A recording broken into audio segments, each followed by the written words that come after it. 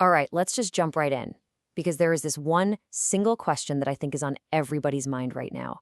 It's the question that hums in the background of every single mind-blowing demo you see of modern AI. You see it write a poem, you see it generate code, you see it have a conversation, and you can't help but wonder, do these systems, these large language models like ChatGPT, do they actually understand what they're saying? Now, that sounds like a simple, almost a yes or no kind of question, right?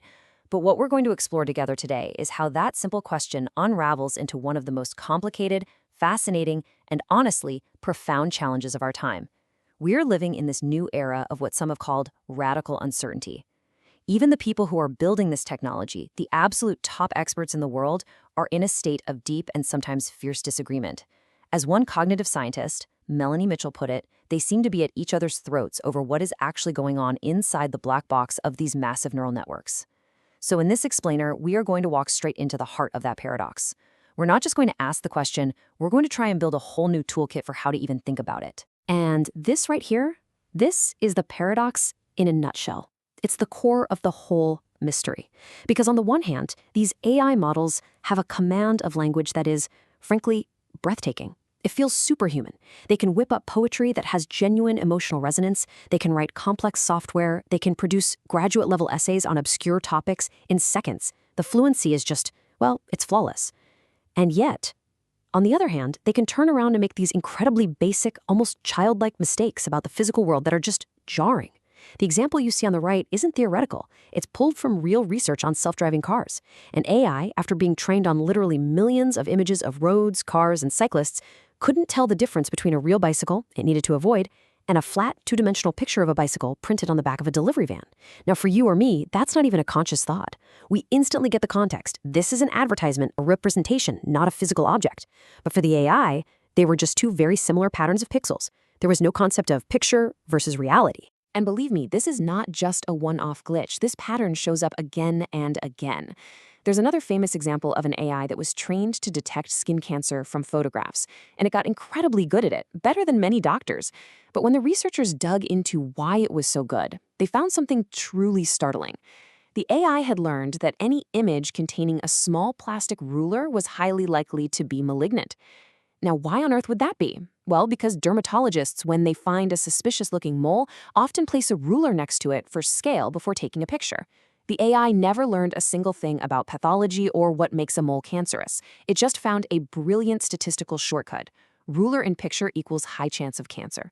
It's this exact contradiction, this magical, superhuman fluency right next to a shocking, brittle lack of real-world grounding, that makes this whole thing so confusing. Now, if you're sitting there thinking, wow, this is really confusing, well, congratulations, you're in the exact same boat as the smartest people in the field. The experts who are designing and building these things are completely split on the issue. There was a survey of top-tier researchers in natural language processing, and they were asked a very direct question. Can these models, trained only on text, actually understand the meaning of language? The result was astonishing. It was a near-perfect 50-50 split, right down the middle. On one side of the debate, you have brilliant people like Ilya Sutskever, a co-founder of OpenAI. He argues that in order to get really, really good at predicting the next word in a sentence, a model is forced, inevitably, to learn a compressed model of the world. It has to understand concepts to be a good predictor. But on the other side, you have critics who argue that without any connection to the real physical world, these systems are just stochastic parrots. Brilliantly complex machines for mimicking human language without a shred of genuine meaning behind the words. So, where are we? We have this paradox of an intelligence that seems both brilliant and clueless at the same time. We have a community of experts who are completely divided on what's actually going on. How do we even begin to make sense of this? Well, to solve this very modern mystery, I think we need to do something a little bit radical. We need to stop staring so intently at the AI for a moment. We need to turn the camera around and point it back at ourselves. And we need to ask a much older, much more fundamental question. What is human understanding anyway? What if the key to understanding this new alien intelligence isn't hidden in the code, but is actually hidden in the nature of our own minds? To find that key, we're going to have to do a little intellectual archaeology. We're going to go back in time to a place you might not expect. We're going to look at a landmark book from all the way back in 1980.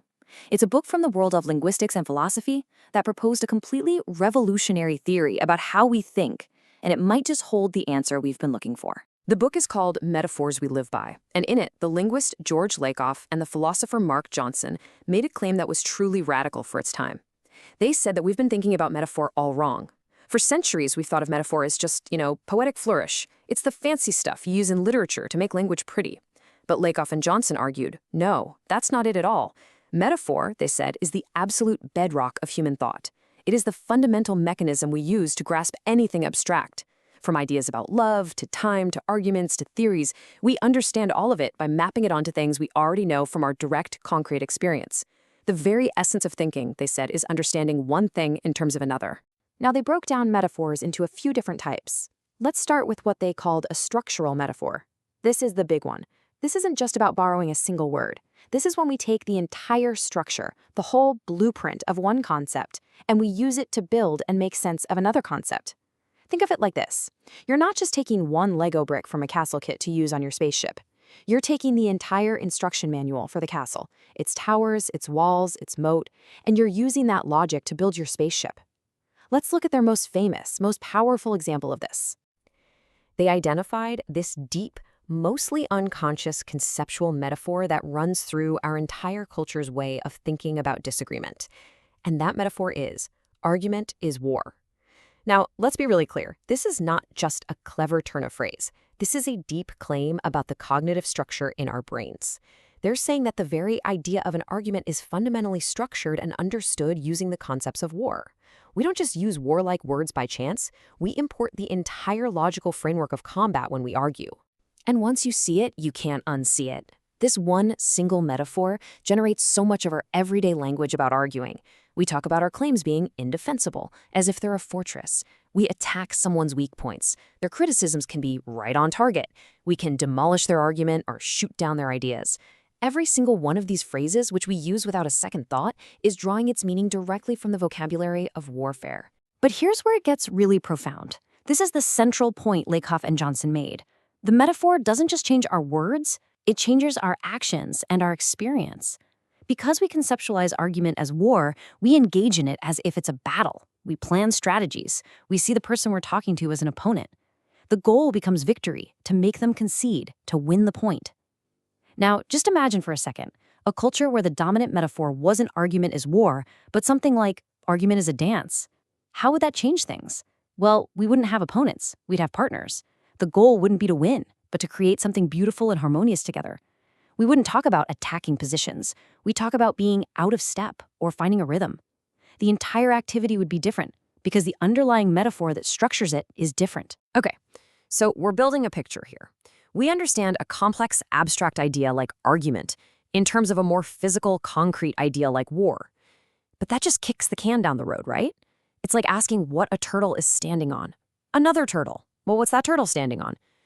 We have to ask, what is the ultimate foundation? What is the bedrock on which this entire skyscraper of metaphorical thought is built? And the answer to that question is what brings us right back to the paradox of AI. Because the ultimate foundation, the bedrock upon which all of our most sophisticated, abstract thoughts are built, isn't something abstract at all. In fact, it's the most concrete thing imaginable. It's the simple, direct, universal experience of having a physical human body that moves and exists in the physical world. Lakoff and Johnson called these most basic foundational metaphors orientational metaphors, and they're much simpler than the big structural ones like argument is war. These metaphors organize whole systems of concepts by mapping them onto our basic physical, spatial awareness. We're talking about concepts like up-down, in-out, front-back, on-off. These aren't things we learn from a book. These are things we know because we have bodies that stand upright, that have an inside and an outside, and that move forward through space. Let's just take the clearest, most powerful example. The metaphor, happy is up, and its opposite, sad is down. Think about how deeply this organizes our language for emotion. When you're happy, you're feeling up. Good news can boost your spirits or give you a lift. You might be on cloud 9. And when you're sad, you're feeling down or low. Bad news can make your heart sink. You can be down in the dumps. This pattern is incredibly consistent, not just in English, but across many, many cultures around the world. So why? Is it just some random coincidence that we all landed on? Of course not. This is the crucial point. The metaphor isn't arbitrary at all. It has a direct physical basis. It is grounded in the shared experience of having a human body. As Lakoff and Johnson put it, drooping posture typically goes along with sadness and depression, erect posture with a positive emotional state.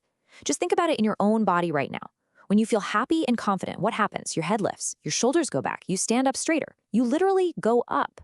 And when you feel sad or defeated, your shoulders slump, your head hangs, you physically go down. The abstract concept of emotion is directly mapped onto the physical orientation of our bodies in space.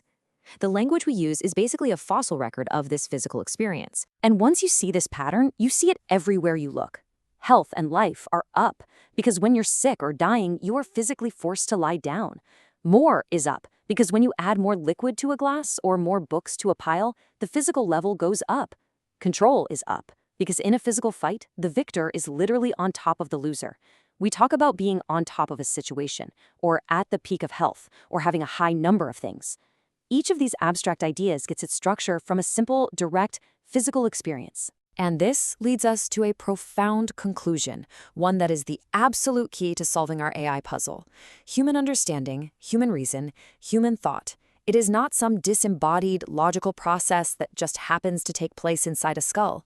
It is an embodied phenomenon. Our minds are built layer by metaphorical layer from the ground up, using the raw material of physical experience. You cannot separate the mind from the body. The body provides the very foundation, the grounding, for everything we call intelligence. Okay, so now we have it. We have our framework. We have this idea of human understanding as an embodied metaphorical system. With that key in our hand, let's finally return to the strange world of artificial intelligence. Let's go back and look at that brilliant yet nonsensical large language model and see if we can finally resolve the paradox we started with. And here's the answer. The reason LLMs can seem so alien, so strange, is because they are learning language in a way that is completely foreign to the human experience. They learn by processing trillions of words of text, mastering the incredibly complex statistical patterns of how those words relate to each other. But they have no body, they have no senses, they have no physical experience of the world whatsoever. They've mastered the word up, but they have never ever felt the physical sensation of standing up. They've learned the statistical connections between words like heavy and rock, but they have no idea what heavy actually feels like. They have mastered the entire complex system of language, but they are missing the entire embodied foundation that, for us, is what gives that system meaning in the first place. This table really drives home just how massive the gap is. Think about development. A human child learns language through a rich, interactive, multi-sensory experience of the world, touching things, seeing things, hearing things. An LLM learns by passively ingesting a giant database of text. Or think about mechanism. Our brain is an embodied organ, evolved to interact with a physical environment. An LLM is a mathematical architecture designed to do one thing: predict the next most probable token in a sequence. While their function, what they do, can sometimes look similar on the surface, their development, their mechanism, and their entire history are from different universes. And this distinction is absolutely crucial. It's the difference between functional similarity and mechanistic similarity. LLMs can be masters of functional similarity. That means what they do, the output they produce, can look almost identical to what a human does. You ask it to write a sonnet, it writes a sonnet. But they have zero mechanistic similarity. How they get to that sonnet has nothing to do with the embodied, emotional, metaphorical process a human poet would use. It's like a person using an abacus and a pocket calculator. You ask both, what's 5 times 5? They both output 25. That's functional similarity. But the mechanism, the process of flipping transistors versus sliding beads, is completely different. The LLM gets to the right answer, but it takes a fundamentally alien path to get there. And that explains its brittleness. And we see this brittleness come out in what researchers call counterfactual tasks. These are problems that have the same underlying logic as problems the AI is good at, but they use unfamiliar contents that breaks the statistical patterns from its training data. For example, an LLM might be an expert at solving standard coding problems, but if you give it the exact same logic puzzle but describe it using a made-up programming language where the rules are slightly different, its performance can completely collapse. A human programmer would adapt in seconds because they understand the abstract concept of a loop, not just the specific word for. This suggests the models aren't learning abstract principles. They're learning incredibly sophisticated statistical shortcuts. So, after all of that, the paradox of their skills, the deep split among the experts, the journey into the theory of embodied metaphor, and the evidence of their brittleness, it all brings us right back to where we started. We're ready to face our original question one last time. But now we're seeing it in a completely new and, I think, much clearer light. So let's ask it, do large language models really understand? Well, if by the word understand you mean the uniquely human process that we have just spent all this time exploring, this incredible bottom-up process of building abstract thought from a deep foundation of embodied physical, metaphorical experience, then the answer has to be a clear, unambiguous no. They are not doing that. They are not doing anything remotely like that. They're doing something else entirely. But maybe, just maybe, after everything we've looked at, we can finally see that this was never the right question in the first place. By getting so obsessed with asking whether their intelligence is a real version of our own or just a fake copy, we might be missing the entire point. The goal shouldn't be to measure this new thing against a human yardstick that it was never designed to meet and never could. Because what we have done here is create something genuinely new under the sun. We've created a new kind of intelligence. It is a disembodied intelligence, born not of flesh and blood and world, but of pure data. It is a statistical intelligence, one that perceives reality not through senses, but through the vast, intricate web of probabilistic relationships between words. It is, in the truest and most literal sense of the word, an alien mind. And we need to start approaching it for what it is, a powerful, fascinating, and fundamentally different way of processing information. And this, I think, reveals the real profound opportunity in front of us. The most interesting question that AI poses isn't, what can this machine tell us about the world? It's what can this machine tell us about ourselves?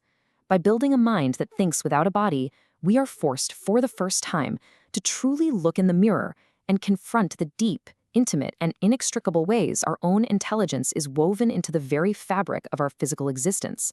In studying this alien intelligence, we might finally come to appreciate the profound and overlooked miracle of our own embodied minds.